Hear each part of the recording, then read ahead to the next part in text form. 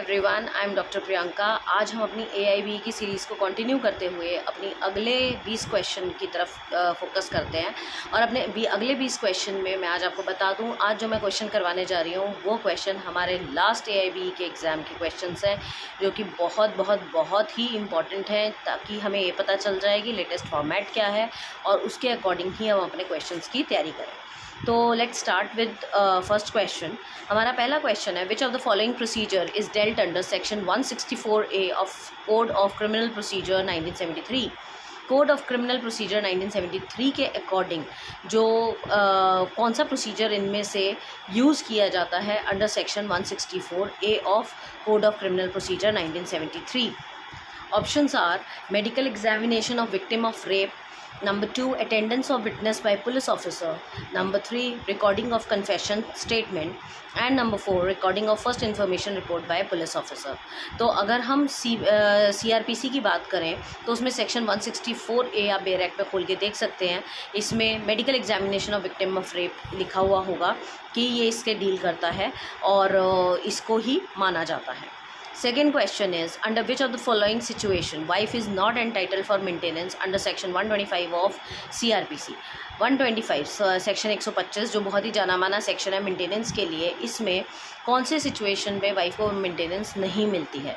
Husband presumes that wife is living in adultery, voluntary wife refuses to live with husband, wife living separately as husband keeps as mistress, and wife is forcefully removed from the house।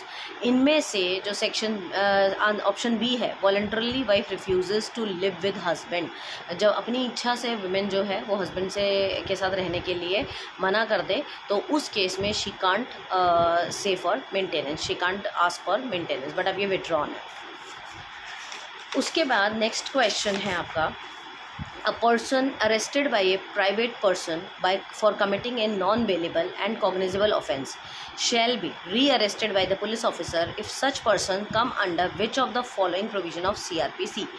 अगर कोई इंसान arrest किया जाता है किसी private person के द्वारा कोई नॉन बेलेबल या कॉग्निजेबल ऑफेंस करने के लिए और उसको पुलिस वाले अगर दोबारा से रीअरेस्ट करते हैं, अगर ये इंसान कौन से प्रोविज़न के अंडर आता है? CRPC के सेक्शन 41, 42, 41A और 43। Our answer is section 43। अगर एक इंसान को नॉन बेलेबल ऑफेंस या कॉग्निजेबल ऑफेंस के लिए रीअरेस्ट किया जाता है तो सेक्शन 43 के अंडर आता है ये वाला आपका जो इसका ऑफेंस है। Which of the following sentence is an assistant sessions judge authorized to pass as per Code of Criminal Procedure 1973? इनमें से कौन सा सेंटेंस पास किया जाता है असिस्टेंट सेशन जज के द्वारा CRPC 1973 में?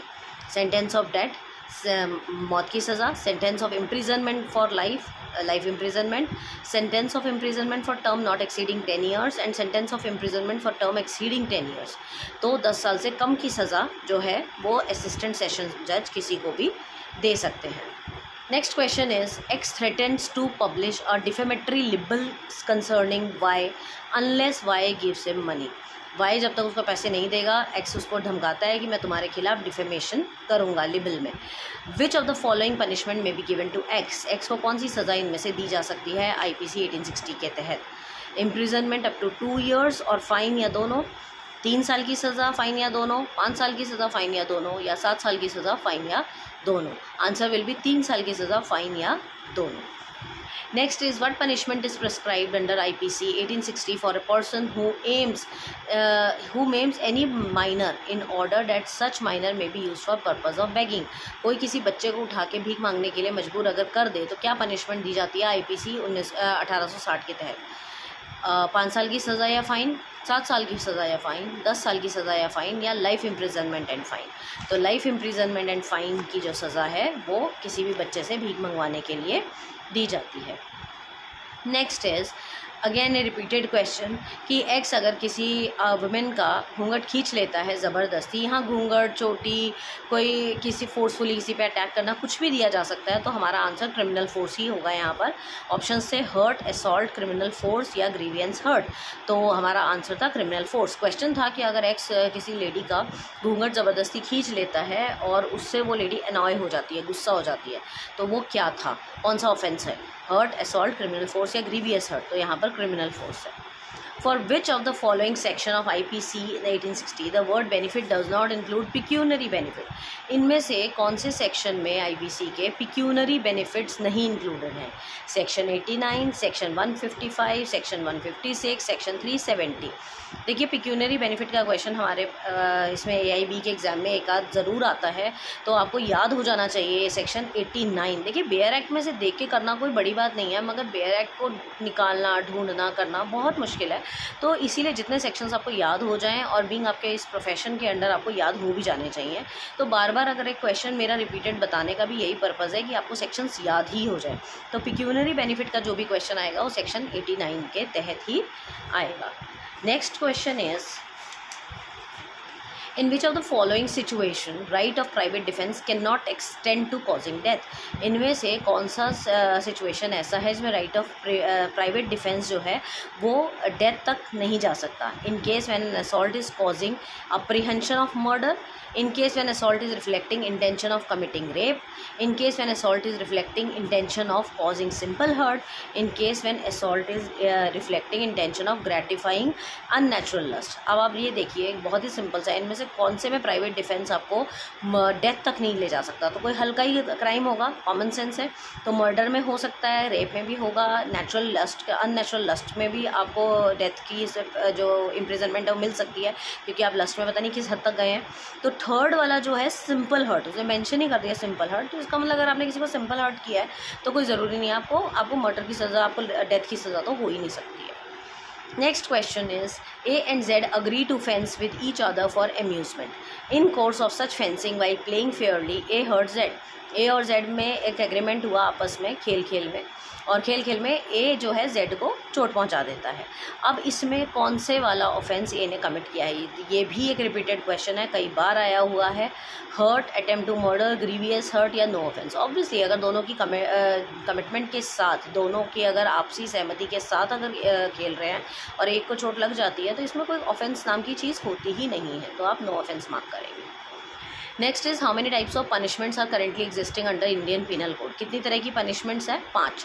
ये भी हमारा रिपीटेड क्वेश्चन है। 3, 4, 5 एंड 6, 5 जो है हमारी पनिशमेंट जो है वो दी हुई है। इसके बाद हम आगे चलेंगे अपने नेक्स्ट क्वेश्चन में।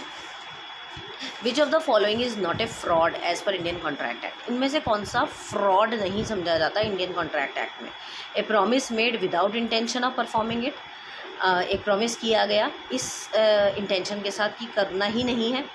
N active concealment of fact by one having knowledge of fact, mere silence if not duty bound to speak, any act or omission law specifically declares to be fraudulent. इनमें से कौन सा fraud नहीं है? Silence, क्योंकि बाकी सब तो फ्रॉड ही है, जानते मुझते आपने किया है, तो मगर सिर्फ mere silence if not duty bound to speak, अगर आप ड्यूटी बाउंड हो ही नहीं तो आपका चुप रहना कोई फ्रॉड नहीं है आपके लिए। Next question, income is defined under which of the following provision of income tax act 1961? 1961 के हिसाब से इनकम टैक्स एक्ट में कौन से वाले सेक्शन के अंदर इनकम को डिफाइन किया गया? बेयर एक्ट का क्वेश्चन है। Section 231, section 29, section 224, section 3। Bare act खोल के देख सकते हैं आप। सेक्शन 224 में इनकम की डेफिनेशन आपको दी गई है। उसके बाद as per income tax act 1961 a person is set to be resident of India. Income tax act 1961 के तहत एक इंसान को रेजिडेंट ऑफ इंडिया घोषित किया गया in any previous year if he had been in India. कितने दिनों के लिए वो रहा है वहाँ पर प्रीवियस ईयर में, तब उसको समझा जाएगा resident of India.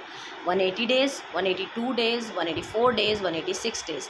Correct answer is 182 days. अगर वो इंसान प्रीवियस ईयर में 182 दिन रहा है देश में तो वो रेजिडेंट ऑफ इंडिया कंसिडर किया जाएगा। Then which of the following body constitute under consumer protection act 2019 is authorise to render advice and promotion and protection of consumer right under act? अब आपका इसमें से पूछ रहा है कि कौन सा बॉडी है कंज्यूमर प्रोटेक्शन एक्ट में जिसको ऑथराइज दिया गया है एडवाइस देने के लिए, promotion protection of consumer right. Central consumer protection authority, central consumer protection council, state consumer protection authority and state consumer protection council. इसका आंसर था central consumer protection council, but अब ये भी विथड्रॉन है। Next is, how many consumer rights are identified under the consumer protection act? Consumer protection act के under कितने rights जो हैं कंज्यूमर के वो आइडेंटिफाई किए गए हैं? 2, 4, 6, 8, हमारा आंसर है 6 कंज्यूमर राइट्स जो हैं वो रिकॉग्नाइज किए गए हैं। पहला है right to be protected against marketing of goods, number 2 right to be informed about quality, फिर number 3 the right to be assured whenever possible access to variety of goods, 4th is right to be heard, 5th is right to seek redressal, and 6th right to consumer awareness. Next question is who has defined taught. Taught को किसने define किया ऐसे, tortious liability arises from the breach of duty primarily fixed by law. This duty is towards person generally and its breach is redressable by an action for unliquidated damages. ये एक definition है, किसने दी है, Lindsell ने, Pollock ने, salmon ने या Winfield ने। ये हमने अपने सिलेबस में पढ़ा है, विनफील्ड की डेफिनेशन है ये, जिसमें उसने टॉर्शियस लाइबिलिटी को एक्सप्लेन किया था। Next question is Gloucester grammar school. बहुत ही इंपॉर्टेंट केस रहा है ग्लूकोस्टर ग्रामर स्कूल, जिसमें एक ग्रामर स्कूल था जिसके बगल में एक और इंस्टीट्यूशन खुल गया और उसकी वजह से उसके सारे बच्चे छोड़ के चले गए थे। उस केस में कौन से वाला मैक्सिम लगता है आपका, damnum sine injuria, injuria sine damnum, ubi jus ibi remedium and volenti non fit injuria. तो ग्लूकोस्टर ग्रामर स्कूल का जो केस है वो सीधा सीधा हमारे को डेमनम साइन इंजूरिया का केस बताता है। डेमनम साइन इंजूरिया का मतलब मैंने अपनी जो डॉक्ट्रिन्स वाली वीडियो है उसमें बहुत ही अच्छे से बताया है। Damnum sine injuria is damage without injury. तो यहाँ पर ग्लूकोस्टर ग्रामर स्कूल का केस लागू होता है क्योंकि यहाँ डैमेज किया बिना इंजरी के। तो ये कुछ चीज़ें हमारी ऐसी हैं जो कि बहुत ही क्लियर कट हमें आंसर पता होता है। Let's do the last question, what should be the minimum number of workers originally employed in any factory for having at least one canteen in the factory as per Factories Act 1948। कितने minimum number of workers originally होने चाहिए employed factory में ताकि एक canteen जो है factory में बन सके फैक्ट्रीज एक्ट 1948 के अकॉर्डिंग।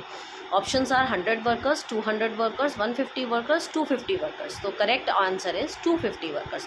250 वर्कर अगर एक फैक्ट्री में होंगे तो आप एक कैंटीन वहाँ पर कंपलसरी हो जाती है बनानी। तो these are few important questions जो कि आपको करने हैं AIB के लिए, और इनको करने के बाद गारंटीड आपको क्वेश्चंस टकराएंगे ही टकराएंगे पेपर में। All the best for your exam. Thank you so much.